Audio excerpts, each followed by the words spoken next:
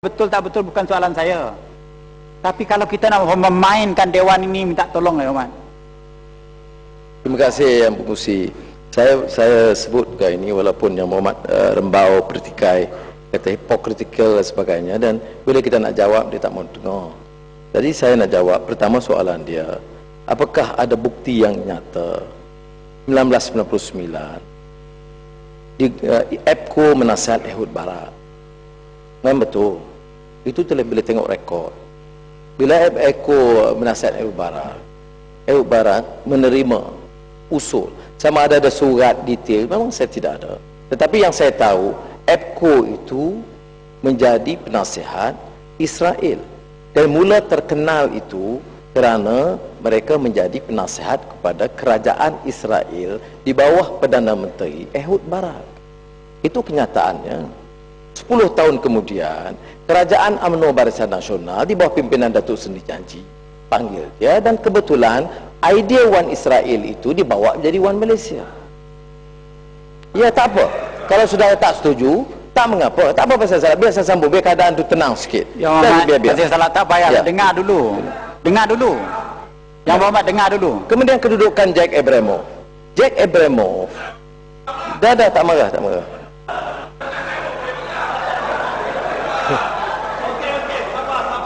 Nada saya tenang. Jack Abramoff itu pelobi yang kontroversial sehingga menjadi bahan siasatan Kongres Amerika, dan sekarang didakwa dan dipenjarakan. Orang ini yang digunakan oleh UMNO dan Barisan Nasional.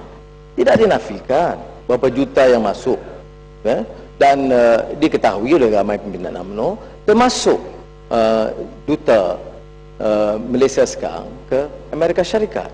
Baik. Ditanya apakah saya ada hubungan dengan beberapa pemimpin Amerika. Katanya pelantikan saya sebagai chairman Futures Foundation for the Future, Mustaqbal, Muassasah Mustaqbal, Yayasan Masa Depan. Dengar baik-baik. Foundation ini ditubuh oleh menteri-menteri luar Eropah, Amerika, Turki dan Qatar. Kerajaan Turki dan Qatar yang mengusulkan nama saya sebagai pengurusi muassasah ini. Rembau sebagai tokoh muda, saya fahamlah peranan nak impress Perdana Menteri. Susah. Untuk Muhammad sekarang itu tak mudah. Tapi jangan serang dulu.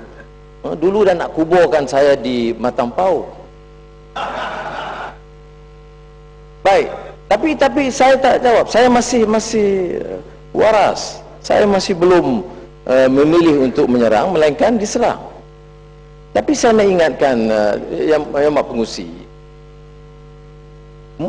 Foundation for the Future ini ditubuh oleh menteri-menteri luar setelah mendapat usul dari kerajaan Turki dan Qatar.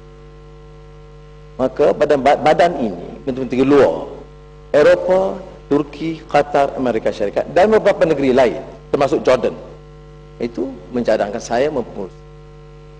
Saya meletak jawatan setelah saya kembali nak bertanding dalam pilihan raya di Permatampau, kerana saya fikir bila kita aktif dalam politik kepartian, saya undur.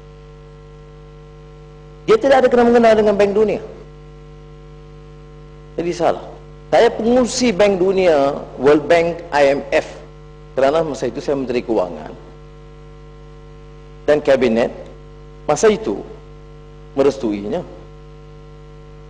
Jadi jangan kait dengan Bank Dunia. Baik, saya tak elak yang Muhammad Rembau tanya kenalan saya, Paul Wolfowitz. Saya tak nafi. Saya bukan hipokrit menjadi pemimpin UMNO. Di sini diserang Yahudi, diam-diam ambil EPCO. Di kampung diserang Yahudi, diam-diam bayar ke Jack Abramoff. Saya tidak nafikan. Dan cuma pendirian saya dengan Paul Wolfowitz. Saya kenal dia masa dia Descartes Science, Johns Hopkins University. Dan saya tidak putus hubungan pribadi. Tapi bila serang soal perang Iraq, saya menentang keras penaklukan Amerika di Iraq. Pendirian saya tidak berubah. Bila saya diminta komen susulan dari pidato Obama, Presiden Barack Obama di Kairo, apa pendidikan saya? Saya kata saya sokong kerana dia kata dia mau keluar dari Iraq serta-merta. Tetapi saya bantah keras penyertaan tentera Amerika di Afghanistan, dan saya kesal kerana kegagalan Amerika mempengaruhi untuk menuntut penyelesaian yang adil bagi rakyat Palestin, terutama kerana kepungan yang zalim yang berlaku ke atas rakyat Gaza. Yang remah-remah boleh bangkitkan lagi, tetapi kita rujuk pada fakta. Saya tidak nafikan hubungan saya. Bezanya, saya tidak ada hubungan dengan pemerintah Israel. Saya tidak pernah sepanjang saya jadi menteri di Pelawar diminta, tidak pernah ada hubungan yang rasmi dengan Menteri Keuangan Israel ataupun Menteri Pertahanan atau Menteri Luar Israel yang dilakukan oleh pemimpin-pemimpin UMNO yang lain. Tampau sedikit dari balik pulau. Anak Melayu Pulau Pinang, balik pulau. Masak dengan masalah Melayu di sana. Saya tadi terpanggil mohon penjelasan daripada Rumah Tampau kerana saya tahu secara fakta bukan sahaja Jack Abramoff ini terdapat congressional notes seperti yang katakan beliau didapati bersalah, malah imej Malaysia, malah kedutaan Malaysia, invoice-nya terlibat secara langsung. Tapi hingga hari ini tidak ada langsung tindakan daripada kerajaan Malaysia. Kalau itu yang mau di-champion, dijuarai oleh pemuda UMNO, saya rasa itu patut. Karena dia melibatkan nama baik negara, bersetongkol dengan Yahudi, apa kita panggil Yahudi yang ekstrim, malah dikaitkan dan dipati bersalah, bukan sahaja didakwa. Jadi saya rasa kalau pemuda UMNO mau mengaitkan bahawa kita tidak bersetongkol dengan Yahudi yang ekstrim, malah penjenayah, dikatakan penjenayah Jack Abramoff ini. Saya rasa itu perlu dibersihkan. Saya mohon penjelasan.